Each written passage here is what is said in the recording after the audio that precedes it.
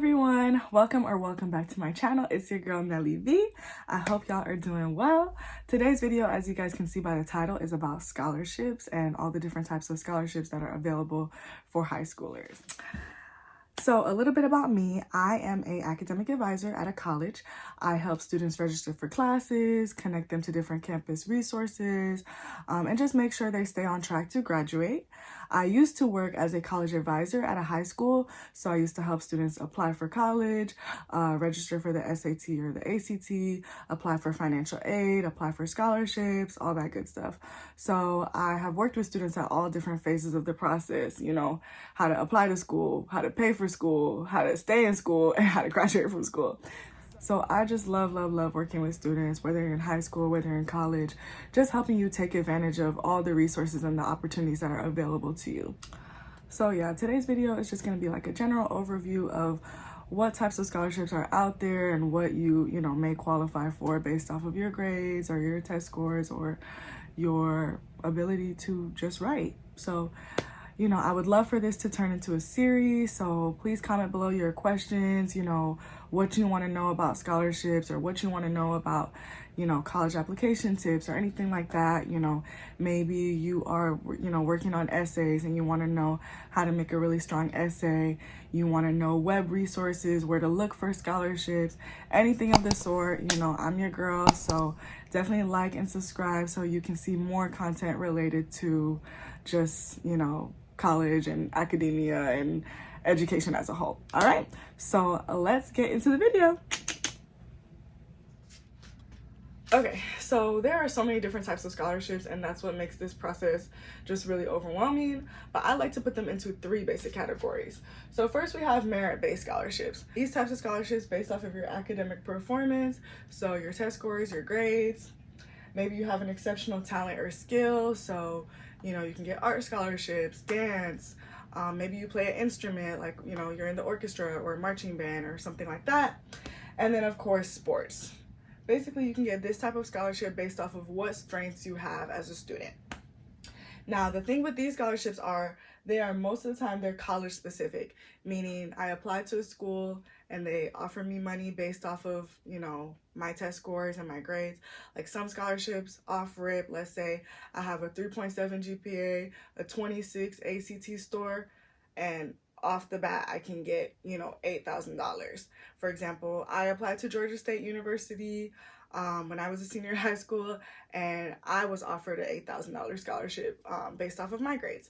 And so I also applied to the University of Georgia with my same test scores, my same grades, and I didn't get anything. Ultimately, I decided to, go to UGA and be a dog, but Georgia State said bye-bye to that $8,000 scholarship. So this is also referred to as institutional aid because you have to use it at that institution. Okay, so this is another reason why, it's important to apply to different types of schools because, some colleges have more money than others.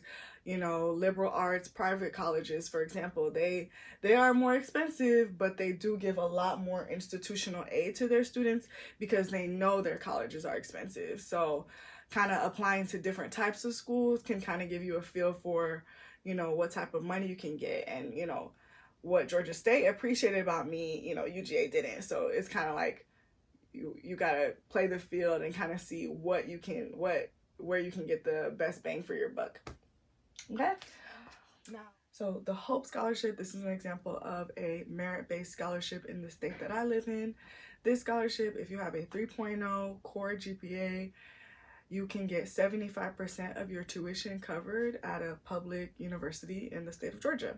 So that's an example of a scholarship that's based off of your academic performance. Okay. Now, another thing with these merit-based scholarships is you have to see if they are renewable or one time. So with my scholarship from Georgia State, for example, that $8,000 was really $2,000 each year. But let's say I didn't keep the GPA that they wanted, because the school, they set requirements on what you have to do to keep that scholarship. So if, let's say I got it for the first year, but then the sophomore year I let my grades slip, I wouldn't be able to get that scholarship again. Another example of merit-based scholarships sometimes can be community service. Let's say you do like a lot of hours, so a school can recognize you and award you with a scholarship for that. And again, if it is renewable, let's say you did 200 community hours in high school, they're gonna want you probably to do they're probably gonna want you to do some scholarships every year, to keep that scholarship. Okay, so then we have needs-based scholarships. These scholarships are based off of financial need and your family income. Now, to determine your eligibility for these types of scholarships, you're going to have to fill out the FAFSA, which is the free application for federal student aid. When you do this application, basically it's going to take different tax information from your parents or maybe you if you had a job or anything like that, and it's going to give you a number that represents how much does my family have to contribute to my education, okay? And that number is called the estimated family contribution. So if I fill out the FAFSA and based off of, my, household size and my tax information, if it determines that the number that my family has to contribute to my education is lower, then you are more eligible for these types of needs-based aid. Y'all still with me? I want to make sure y'all are hearing me. So I'm going to say this again in a different way. So if your estimated family contribution, your EFC, based off of what you guys put on the FAFSA, is lower, then you can qualify for more needs-based aid, okay? And for more needs-based scholarships, okay? It is super duper important to fill out the FAFSA, not only to find out how much financial aid you can get from the government, but to see what type of scholarships and aid you can get from your school, from your state, or anything like that, okay?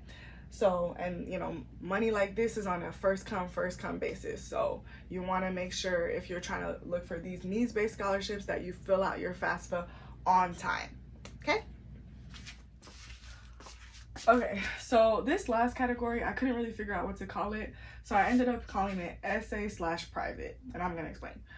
So these types of scholarships are scholarships that are sponsored by third-party, organizations, businesses, agencies that just have money to give, and they want to award the scholarship to a certain type of student.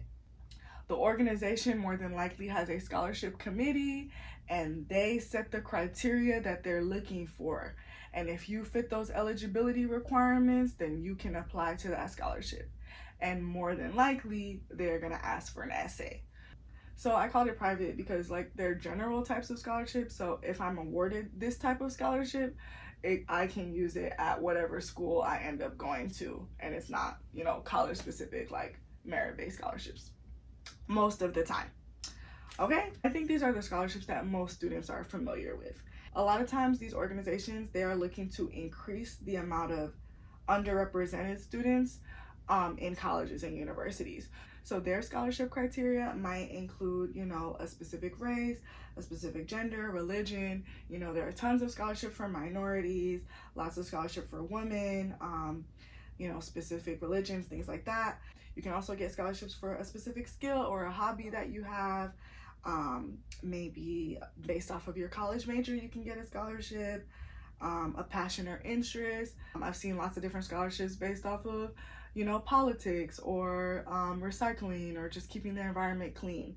You do the application based off of what the scholarship committee says, you write the essay, and you can get a scholarship based off of that. Some of these scholarships are national, so if you're familiar with Bill Gates, he has a scholarship, the Gates Scholarship, that he and his wife have, and this scholarship is available to students in all of the 50 states, of America. But there are other scholarships that are just local, based off of the state that you live in, or your parents' jobs and parents' organizations. So these are the three categories. I realized I didn't show you the board without me blocking it, so if y'all want to screenshot or anything like that. So, okay, so there can be some overlap between these categories.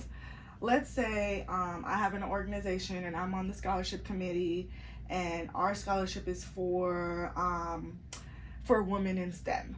So if you are, you know, if you have an interest in that, or you have if you want to study that in college, you want to study a STEM major, you can apply to this scholarship. But let's say the committee also wants to make sure that the people that apply to the scholarship actually need the money. So on the application, I might ask for your FAFSA. So you would do the essay and, you know, turn in whatever else they want you to turn in. And I would also turn in my FAFSA because they want to make sure that the money is going to somebody that really needs it. Okay, so that's an example of how these can kind of overlap. Okay, so merit-based and needs-based don't really overlap too much. Let's say I'm a wealthy student and I get a scholarship for lacrosse based off of, you know, my ability to pay lacrosse, and it's like a full ride. You know, I'm wealthy, I might not need the money, but the school isn't going to be like, well, you know, you don't need the money, so we're going to take off the, you know, we're going to take away the scholarship from you. You know, you worked hard for it, you were the best lacrosse player, then you know, you get to keep your merit-based aid. So merit-based and essay can overlap too. Let's say I get a scholarship, you know, for community service. They're probably gonna want to know what type of community service I was doing and what causes I'm passionate about. So that's a way that these two can overlap. So if you are a underclassman in high school, you know, a freshman and a sophomore, I would really work on, you know, keeping those grades up so that you can have the best chances for getting scholarships based off of your academic performance.